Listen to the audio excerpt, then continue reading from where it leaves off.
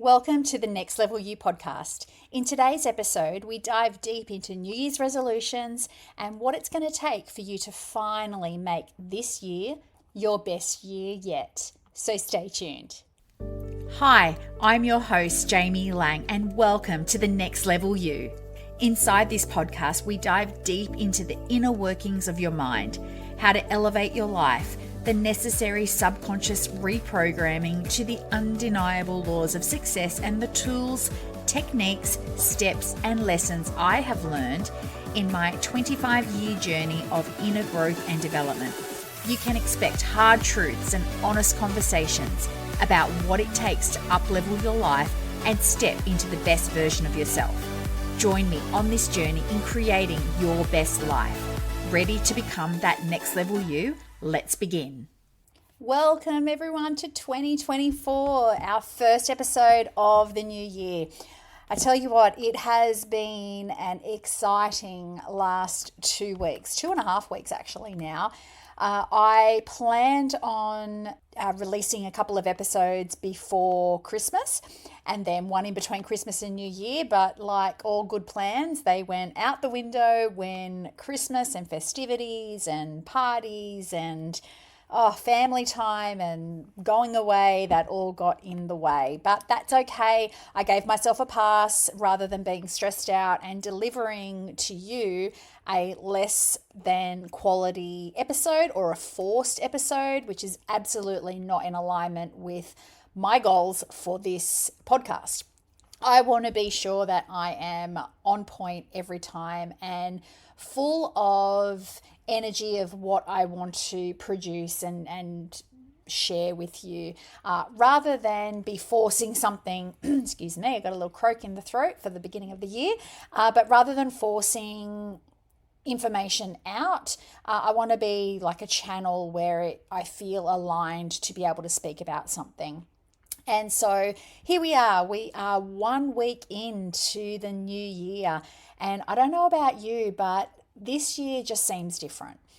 For me, last year was probably the most challenging year of my life. I have had challenging years before, predominantly when my first marriage ended, when I moved houses. I lost a baby in that year. It was really, really tough. But the last 12 months have been exceptionally challenging. And that's not what today's episode is about. So I'm going to shake that bad juju off. But I tell you what, I was really excited about the end of last year.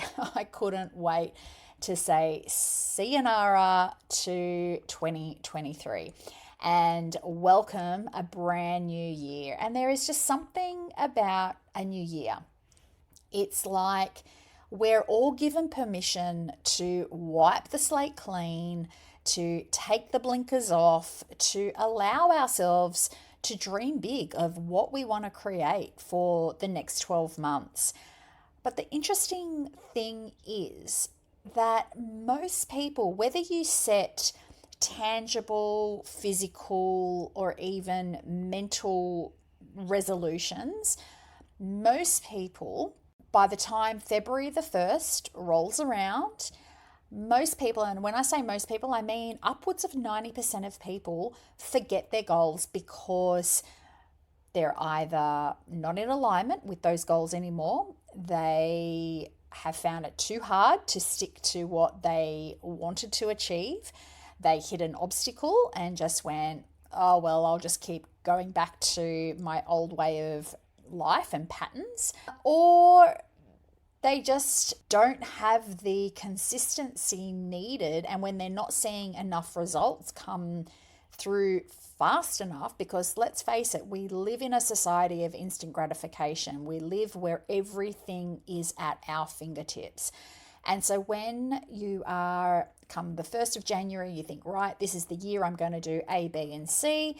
And then you don't see it by the 2nd of January or even by today, for example, the 8th of January, your mind or that little devil on your shoulder starts thinking, well, do I really want this? Is this something that I want to do for, the next 300 and 58 days. And that's really interesting to me because I am such a big thinker that regardless if it's the 1st of January or the 27th of September or any day of the year, I am always striving. I'm always doing something towards my goals. And what I found different about this year with my personal goals was that I wanted to really focus on my way of being.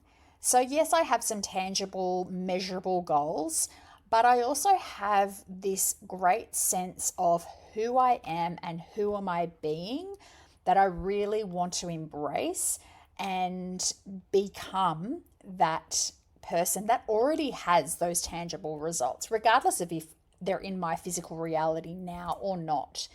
Whether you're someone, and I went to say this in the beginning and then got sidetracked, but whether you're someone that sets goals avidly or haphazardly each year when the 1st of January rolls around, or whether you're someone that actually doesn't set goals and just goes through life Groundhog Day, which I actually don't think that there's a large percentage of people listening that are like that, because I do believe my audience for the vast majority are high achievers and are goal setters and action takers. But if that's you, then this is really going to challenge your way of life, your way of being, because I really want you to start thinking about what it is that you want, what it is that you want to achieve this year that's going to make the difference for you.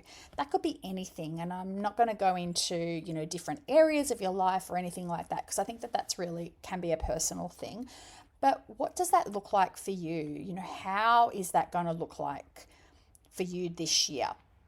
And I do have some tips that I want to go through of some strategies to make sure that when the 1st of February rolls around, you're not only in full swing of taking action and of focusing on what you want and making those changes and changing those habits and creating those nuances and differences in your life that are going to make the difference, but that you come the 31st of December 2024 and you go, hell yeah, this was my year that I was able to change ABC, or I was able to turn things around, or I was able to hit that financial goal, or I created the next level in my business, or I took my relationships to a whole deeper level, more satisfying, more created more happiness, more joy, more spontaneity, whatever that is for you. It might be the year that you pack up and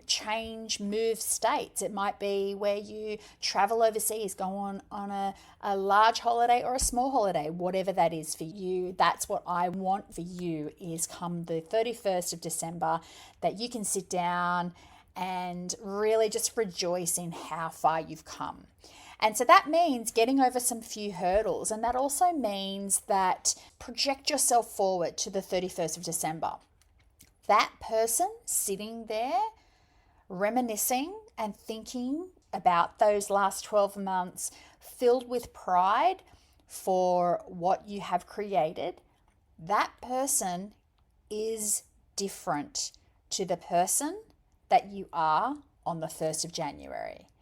Now you might be thinking, wait a minute, but I don't want to change who I am. And that's not who I'm talking about, what I'm talking about. What I mean is that the person that you are when you set those goals on the 1st of January is not the person that is going to create the change and be looking back on the 31st of December this year. So what do I mean? I mean that let's have an example of a fitness goal, because that seems to be something that everyone can relate to at some point in your life. You have set a fitness goal or a health goal or a weight loss goal or a strength goal or whatever sort of health and fitness physical goal. Come the 1st of January, you're full steam ahead. You've worked out a 7-day plan of going to the gym. You went to the shops and bought a whole bunch of fresh food. And, you go to the gym and you think, right, in the afternoon, I'm going to go for a walk. And you feel fantastic after day one. You do exactly what you say you're going to do. And then day two, you think, right, I'm going to get up. I've hired a personal trainer. I'm going to start working with them. Got a 6 a.m. session before I go back to work. Fantastic. You get up full of energy.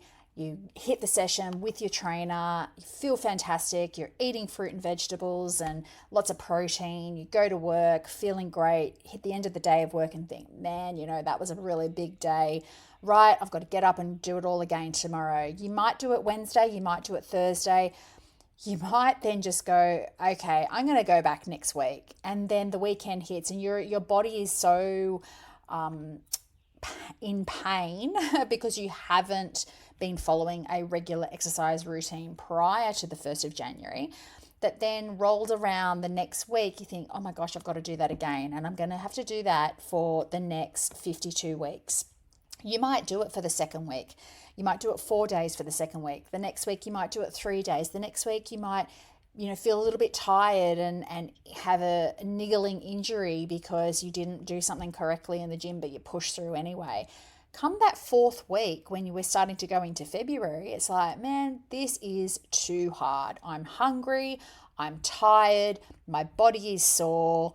And I would much rather settle up for the evening on the lounge watching Netflix, or I'd much rather sleeping, get that extra hour and a half of sleep before I go to work because it's just too much. And chances are it is too much because the load was too much to incorporate into your life, that then it was just easier to not do it. It was also pulling you away from a habit of not going to the gym. And so by making too much change too quickly, trying to change too much in terms of your habits, it's just too challenging and you gave up. What you were doing was trying to change, number one, too much too soon, but then also be something too radically from who you already were. So if you think about a line or a spectrum, and on the 31st of December, leading up, like the person that you were prior to the 1st of January, let's just say, was not someone that exercised 5-6 times a week. And I'm not saying that you need to exercise 5 or 6 times a week. Remember, this is just an example. But the person that you were leading up to the new year was not someone that held a highly active life. Maybe you work in an office. Maybe you love your Netflix of an evening. And so injecting too much and trying to change too much of the person that you are too quickly overloads a system and puts us into fight or flight mode of where it's challenging who you are to the core. And that's where all those feelings of resistance can come up of, this is too much. I can't do it. It's too challenging. I'm too tired, blah, blah, blah. And all the excuses roll in. 1st of February, you've given up. I'm just going to eat and drink and sit down and watch Netflix because that's what I'm comfortable with. And the only reason that you're comfortable with that is because that's the habit that you're in. And so that's what I mean when I say the person that is going to have achieved and created the results and the goals and the outcome that you're looking for this year on the 31st of December is going to be someone different to who you are now. And that for me personally is where I'm tackling coming into 2024 with, is I'm challenging for myself the person that I am, the person that I'm being, because I know that the person that has what I want, that has the results that I yearn for and desire, is different to the person that I am now. So that for me is where I'm coming from in terms of being someone different. Alrighty, that's just something to think about. when you're looking at what you want to create this year, sit down, take a moment, and just think about who the person is that has those things, that has that lifestyle, that has those results. Who is he or she? Do they get up earlier? Do they drink more water? Do they communicate more clearly? Do they take regular walks in nature to calm their mind? Do they reach out to contacts, make new contacts, network, put themselves out there, ask for help, ask for assistance? Do they hire a team or hire one person to help with the load? Do they ask for that pay rise? Like, who is that person that has what you desire? And what is the distance? What is the difference between that person and who you are now? And look at those attributes and skills or characteristics that you might need to develop to be able to create those results. Now, let's transition over into some tips on how to ensure that this year is finally the year that you achieve what you set out to on the 1st of January. Now, I've just given you one massive tip, and that would be my overarching umbrella here is the person that you're being. Who is that person? That is tip number one. So if you definitely need to pause now and take some notes, write down your future self to your present self and what needs to happen in order to shorten or lessen the difference between the two, absolutely go ahead and do so. But we're going to jump into number 2, which is being crystal clear on what you want. Saying things like, or feeling things like, oh, I just want to earn more money. Okay, well, more money could be $1. More money could be a cent, really, realistically. So what is it exactly that you want? Do you want to earn 10,000 more? Do you want to earn 100,000 more? Do you want this year to be the year that you reach 7 figures? Like, what is it? Absolutely crystal clear. If someone was to read your goal, they have no confusion at all about what it is. And when you're going through and setting that crystal clear goal, write as much detail as you can, because you want to feel that goal as if it's already happened. Like, which is, I'll come back to that one, but writing exactly to the detail of what you want is going to help actualize the results. So absolutely get crystal clear on what it is that you want. The third tip, moving through how to finally make sure that this is your year, that you achieve what you want to achieve, is to create a detailed plan. So you've got your crystal clear detailed goal, and then you're going to sit down and break it up into mini goals or mini milestones. And then what steps you have to take, baby steps in those mini milestones in order to create that larger goal. When you have that large goal, say for example, you want to sell your house and move into a bigger house. That's your overarching large goal, sell your house. Getting crystal clear, first of all, on what it is that you want. Well, how much do you want for your house? Where do you want to move? What sort of house do you want to move in? Is it bigger? Is it smaller? How many bedrooms does it have? How many bathrooms does it have? How many garages does it have? What's the floor space? Do you have a butler's kitchen? Do you have an island bench? Do you have a pool? Do you have yard? Are you in a complex where you don't have a yard but you have, a community pool? Whereabouts? Is it near the beach? Is it in the bush? Is it in the suburbs? Is it in the city? Getting really crystal clear on that goal first. Then moving into that detailed plan. Okay, well, when am I going to put it on the market? What do I need to do to get the house up to scratch to be able to put it on the market? What agent am I going to go through? the detailed plan could be number one, what agent am I going to go through? But then your mini steps or mini baby steps in that milestone could be, I'm going to go and interview 6 different agents in my area and to get a feel for their services, their personalities, what they can offer, what their fees are, things like that.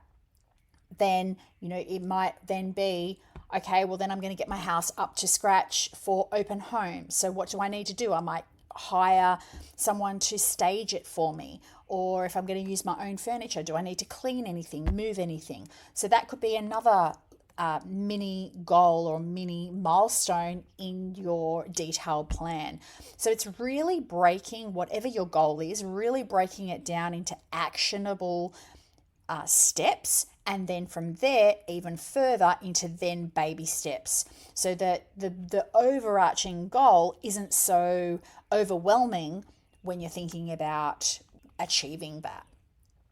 The fourth step in making sure that this year is finally your year to achieve what you say you're going to achieve is to find an accountability partner. This was something that I did for many, many years with my girlfriend. We would meet up on a Saturday morning after the gym and for a coffee, and we would have we called it our homework book, and we would sit down and go through what we've done that week, everything that we said we were going to do the week before. Did we do it? We would even have a reward or a punishment, so to speak, if we hadn't achieved what we said we were going to achieve. And then we would go, okay, well then moving forward this week, this is what I'm going to do. This is what I'm going to create, what action I'm going to take. And I tell you what, there wasn't one way or another in the amount of rewards that we had or the amount of punishment that we had. And when I say that, I'm saying a reward might be, I'm going to buy a cup of coffee rather than make one from home, or I'm going to give myself permission to sit down and watch a TV show, whereas usually I would be up doing housework. A reward could be going out and having a facial or a massage or a pedicure, whatever floats your boat. But it also, because we were doing this on a weekly basis, we were also conscious of what we at the time could afford. So it wasn't always about spending money. But then punishments could be, and this is where it got really fun. Punishments were things that we really did not want to do. For example, I remember, and I'm smiling as I'm saying this because it was just so hilarious. I remember one of my punishments was that I was going to give my husband a pedicure if I didn't do what I said I was going to do. And let me tell you, he was hoping and trying to distract me all week. It just made it so much fun because he really wanted me to massage his feet and trim his nails, which quite frankly turned my stomach. I did not want to do that at all. And it really pushed me to ensure that I did those things that I said that I was going to do that week. And it was really quite funny. Another punishment was that I was going to eat a McDonald's chocolate sundae. Now, if you know me, I love my ice cream. However, I am also very health conscious and really don't eat a lot of fast food at all. And so that for me was something that was like, you know what, to eat a fast food dessert just was not something that I really wanted to do. So we made it fun, and that's the whole point of an accountability partner, is not thinking, oh God, I've got to go and see this person and I've got to admit that I didn't do what I said I was going to do. Oh, look, I'm just going to say I'm not going to go this week. And that's the easy way out. Whereas my accountability partner, number one was my girlfriend. Number two, we were having coffee while we were going through our homework, so to speak. And number three, it was fun. We made it fun. We would laugh. We would cry. It was just something that we enjoy doing. And I tell you, it really made the difference in holding us both accountable to, and I created so much, I achieved so much when we did that. Unfortunately, my girlfriend now lives in Western Australia and I'm in New South Wales. So we are literally on opposite sides of the country. And so we don't do that anymore. However, having said that, I am thinking that maybe we could now do it via telephone or Zoom. There's no such thing as distance, makes anything impossible. We can make it happen, but we haven't done it for a little while. So yeah, I might actually call her up and start that. But absolutely find an accountability partner and make it fun, because that's the whole point. If you're having fun and you're enjoying something, you're going to do it more and you're more inclined to continue doing it. So absolutely find that person for you. Now, number 5, in making sure that this year is finally the year that you create the results that you want to create for 2024. I touched on this before, and that is to embrace the feelings you believe reaching the goal will give you now. That absolutely is, I would say, probably the second key point. The first being who are you being? But that is definitely the second key point, because in most cases, we set goals not for the tangible results or not for achieving ABC, but for the feeling that we believe reaching that goal is going to give us. And so I highly encourage you, this is another point that I would say, pause the podcast, go and sit down, journal out what you think achieving your goals is going to give you this year, and in terms of how it's going to make you feel. And look for where you already have those feelings. It may not be in the same area, but look in your life where those feelings can be produced or are being produced, and amplify them, hold on to them, develop them. So for example, say you want to meet a partner.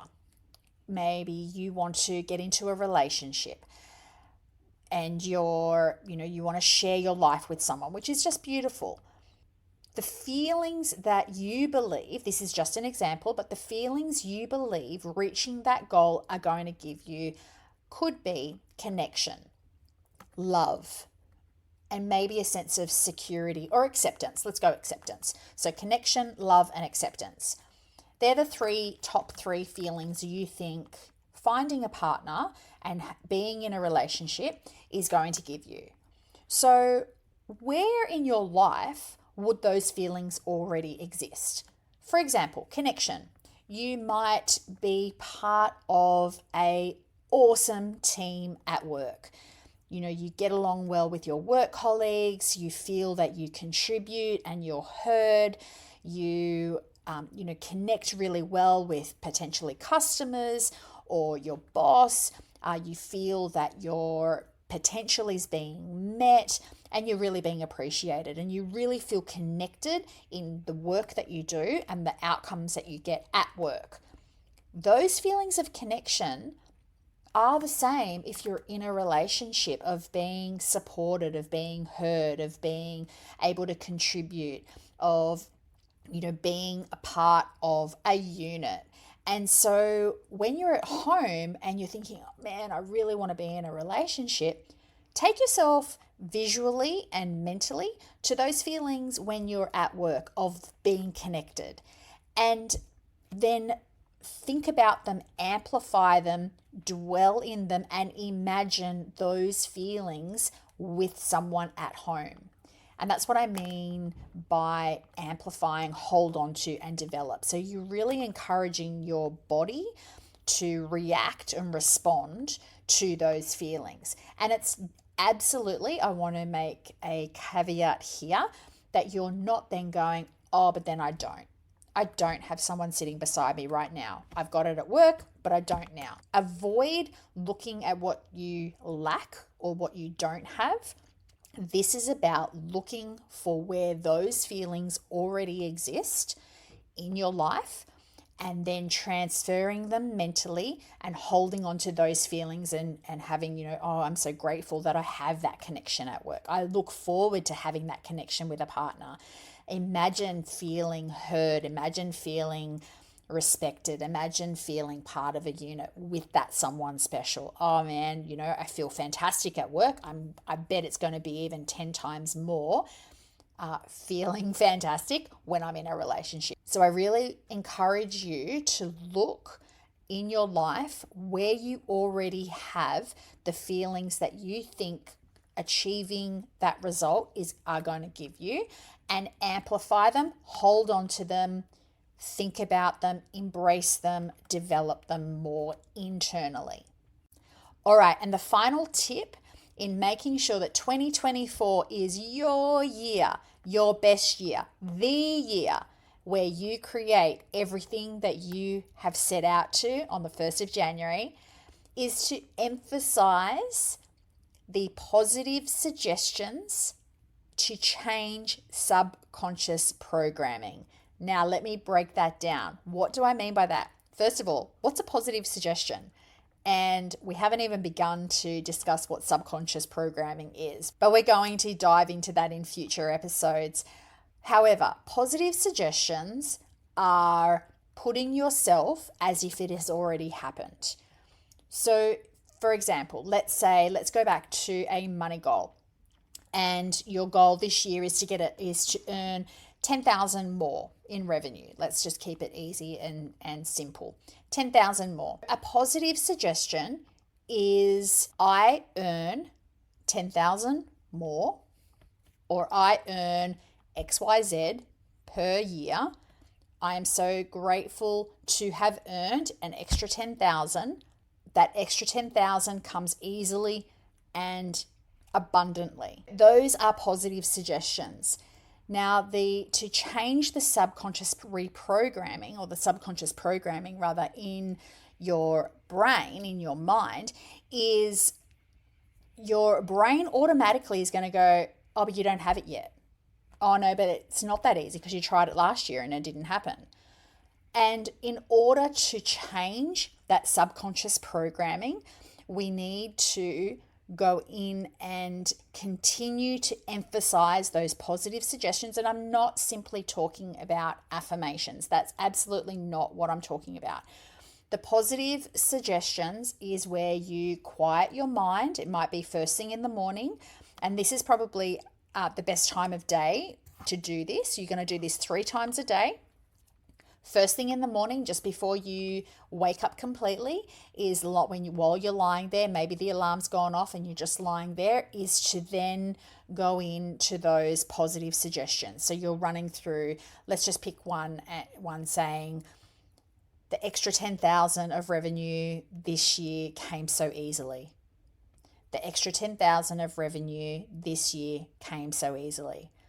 The extra 10,000 in revenue this year came so easily. And you're going to repeat that to yourself about 3 to 5 times, really embracing and believing and feeling into that positive suggestion. Doing it first thing in the morning when you wake, and then the last thing at night before you go to sleep, when you're in that sleepy state, but before you go to sleep, you are actually, and by quietening your mind, you are actually slowing down the conscious mind so that there is no resistance, so that it doesn't come back saying, yeah, but you haven't done it yet. Or, oh, well, where are you going to get the extra 10,000 from? We're not going into battle in our mind with our conscious and our subconscious. We are impressing or impregnating in our mind that extra 10,000 in revenue this year came so easily, and saying it over and over again and really feeling into that statement. Now, when I say 2 or 3 times a day, 3 times a day is actually ideal. So if you can, during the day, find a quiet place, quieten your mind, and that might mean 5 minutes of just, not thinking about anything, maybe listening to some soft music and really just relaxing your whole mind and body. so that you can emphasize those positive suggestions. If getting quiet in the mind and in the body is not possible for you in the middle of the day, I would highly encourage to not try this, because your conscious mind is going to come forward and try to argue with your subconscious that that's not true. And so I would rather you just do it in the morning and in the evening, because that's when you're going to get the least amount of resistance and the most amount of benefit. Okay, so let's run through these tips to finally make this year your best year yet. All right, number 1 is, who are you being? Remember, the person that you're going to be when you have achieved these goals is not the person that you are now. So what does that mean? What do you need to work on? What do you need to sort out? What ducks do you need to line up? Look at that, work through it, and become the person that has created those results now. The second tip is to be crystal clear on what you want. Detail, as much detail as possible, like laser-like focus. What is it that you want? Number 3 is creating that detailed plan, setting those mini goals and milestones, and then from there, baby steps in order to create that larger outcome.